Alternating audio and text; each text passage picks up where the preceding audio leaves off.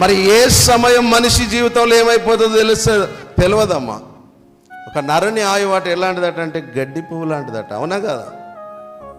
ఒక ఫ్లవర్ ఉందనుకో, ఒక సిస్టర్ చెప్పింది షార్ట్ మెసేజ్లో, ఒక ఫ్లవర్ ఉంది గులాబీ పువ్వు, దానికి ఒక 500 రూపీస్ అని చెప్పారనుకో, కాస్ట్లీ గులాబీ పువ్వు కదా అని ఒకవేళ పెడితే 500 పెడతారట. 5 lakhs ఈ గులాబీ పువ్వుకి అని చెప్పారనుకో, ఎవరైనా పెడతారా?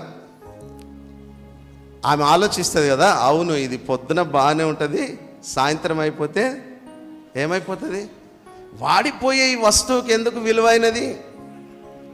మన జీవితం కూడా చాలా తక్కువైనదమ్మా, అసలు విలువ లేనిది. కానీ దేవుడు మన మీద ఆయన కృప ఉంచాడు కనుకనే ఈ భూమి మీద విలువ కలిగిన వారిగా మనం బ్రతకగలుగుతున్నాం. హల్లెలూయా!